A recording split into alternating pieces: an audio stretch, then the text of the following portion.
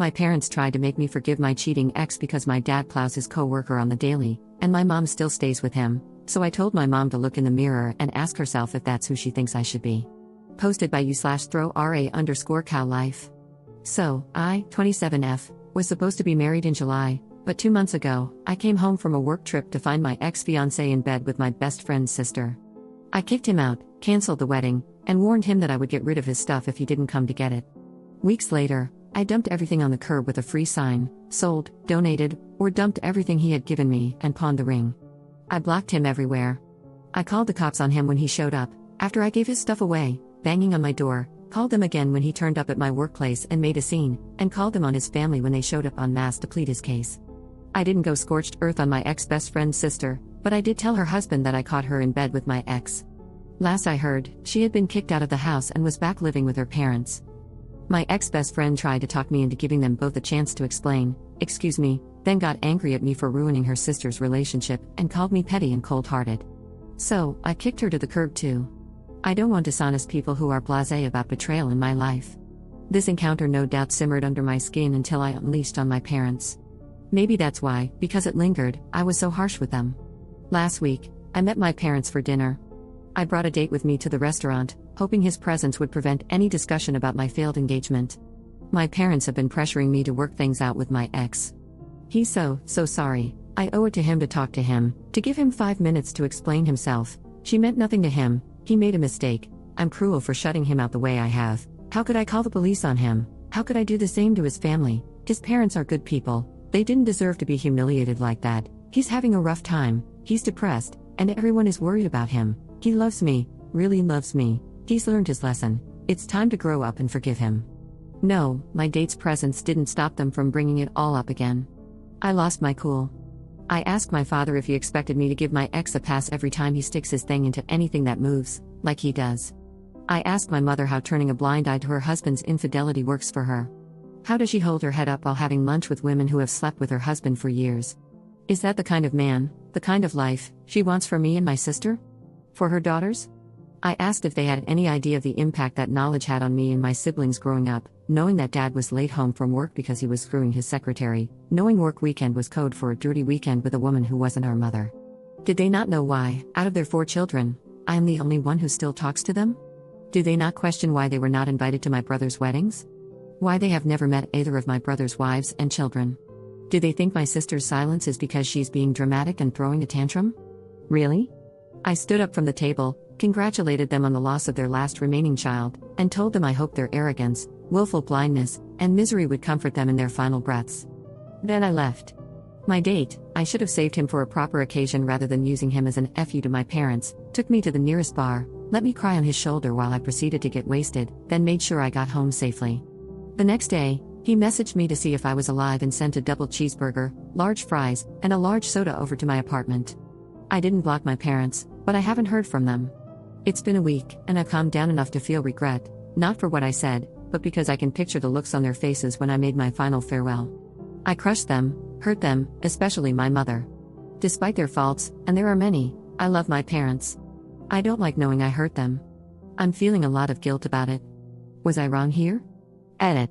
I have yet to read all the comments, but from what I've seen so far, I think some details need to be cleared up. My date knew we were going to have dinner with my parents. He asked me out that morning. I told him my plans for the evening and jokingly asked if he wanted to come along. I didn't expect him to say yes. I then informed him I wasn't serious and that it would probably be a little uncomfortable, and he replied that if needed, he could post bail. So, there you go. He did not enter that restaurant unaware of potential drama. Edit. The people mentioned in my post are not the only people in my life. I have my siblings, they didn't cut me off. My sister flew in to be with me just days after I discovered the cheating. And I have good friends. Friends who helped me pack up my ex's things and helped me move it all down to the curb. One friend found me a guy who paid a fair price for the engagement ring. I only mentioned my ex-BFF, etc., because how they acted and what they were saying contributed to all those buried feelings, which had been dormant for years, coming out when they did, in the way they did. Commenter. Not the jerk, so many people are saying, be the bigger person, but that's just straight up BS. They want you to turn a blind eye to betrayal, but no, some of us find that to be a complete deal breaker. I'm with you 100%, cut them all out of your life because what's more important is your mental well-being, not giving closure or forgiveness to those who hurt you. As for your parents, they made their choices, and now they have to live with the consequences of their crappy actions. Ops response: I could maybe be the bigger person if he got me a burrito instead of the taco I wanted.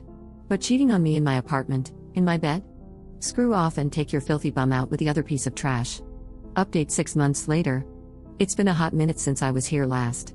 Life has been busy, work has been busy, and updating Reddit wasn't on my mind.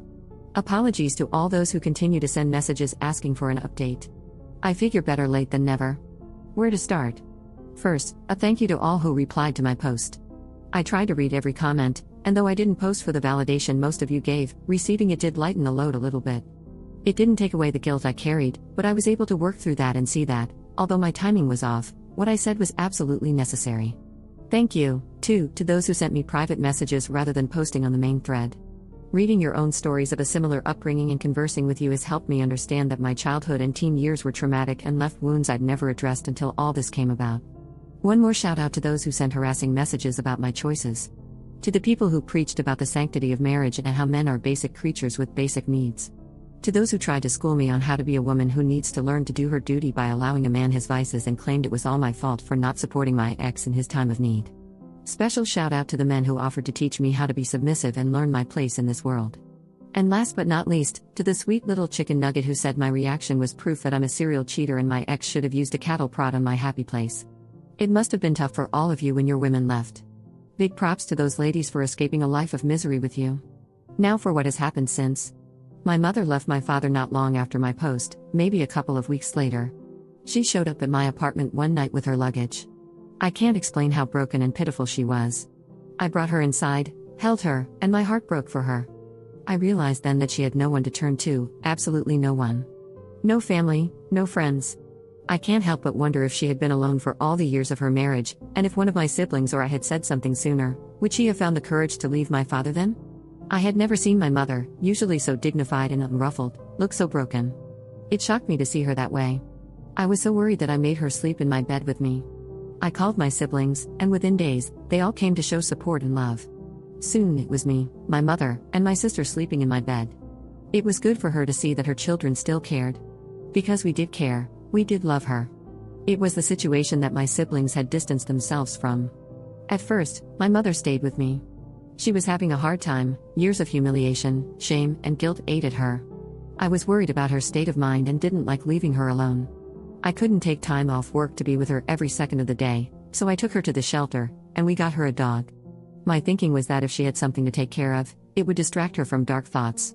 I was hoping for a puppy because they're playful and would keep her busy, but she fell in love with a 5-year-old mixed breed, and he fell right back. He's a goof.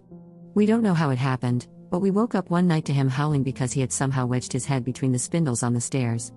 His whole head. We had to call the fire department to rescue him. Of course, my mother didn't think he was at fault, and she now refers to him as her baby.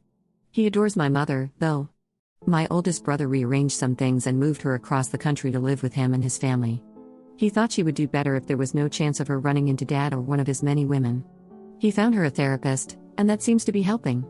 She's loving being a grandmother, and by all reports, she's an indulgent one. She has a separate in-law suite, so she gets to see the grandkids every day. My brother tells me that when the kids go missing, they can now be found at grandma's. My dad is, well, my dad. He doesn't lack for company. Not long after my mother moved across the country, I had dinner with him where he introduced me to the new woman in his life. I reminded them both that I knew exactly who she was, considering she had called my mother her best friend for my entire life. Cue another awkward dinner. My dad tried to make it as pleasant as he could, but whenever she spoke to me, I brought up memories from my childhood of her spending time with our family and asked if she was sleeping with my father back then. The next day, he called to tell me how disappointed he was with me.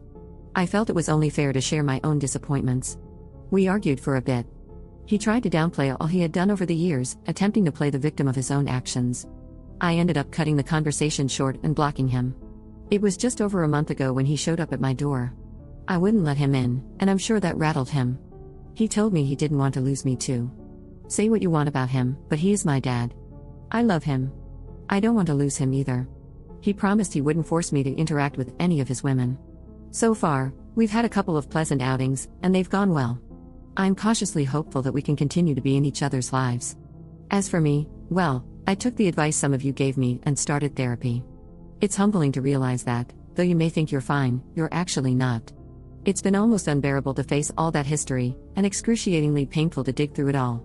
After some sessions, all I want to do is head to the nearest bar and drink until I forget everything I just went through to figure out where it all started and why I am the way I am. I think therapy is one of the most difficult things I've ever done.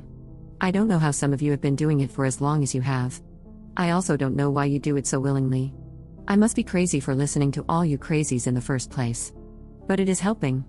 Now, for the update most of you want. I can't even tell you how many messages I've received from people wanting to know about him. It was almost like you all were saying, "Girl, we don't care about whatever life crisis you're going through, just tell us about the date." Well, I haven't replied to any of those queries because my post wasn't about him. But now, I figure in a roundabout way, I owe you something because you all played a part in where we are today. I won't give a rundown of everything that's happened between us, but I will share a few things. He contacted me after seeing a podcast on YouTube. He sent me a link with a query, "Is this you?" To say I was mortified would be an understatement. My embarrassment kept me from replying to him. I was so deep in it that I didn't even bother to read the messages he sent me over the next couple of weeks. When I finally did, I found a whole heap of screenshots of people's comments. I'm going out on a limb here, but I'm guessing you don't need me to tell you the contents of those comments. I eventually got back to him. It was difficult for us to find time to see each other. As I mentioned earlier, my life, both personal and professional, has been incredibly busy. He also has his own life and work. We were only able to meet up for coffee a couple of times, and I didn't think we were going to be able to grow a friendship, let alone anything beyond that. But I've since learned that he is tenacious and persistent, like a dog with a bone. He kept at it until we finally found time for a second date. That date went well and led to another, then another. Eventually, he introduced me to the two most important people in his life, his grandparents. His grandfather carves little wooden figurines, and I've since acquired a flock of wooden birds. His grandmother thinks I'm too skinny and feeds me whenever I see her, usually sending me home with food. He gets along with my sister and brothers. He came with me to visit my mother on her birthday and met them all. He was very gracious with her. I had him saved on my phone as Cheeseburger. He took issue with that because he bought me a double cheeseburger, so I started calling him Double Cheese, and then shortened it to DC. He's still saved in my phone as Cheeseburger. He's an undercover Swiftie, and I don't quite know what to do with that. I don't have anything against Taylor Swift, but I sure didn't expect him to love her. He used his little sister and niece's cover for his Taylor Swift obsession, now he uses me. I'm fine with being so used. Commenter. I was hoping to hear something about the cheating ex, like he's homeless and lost his job, lol. Ops response. He's not even a blip on my radar.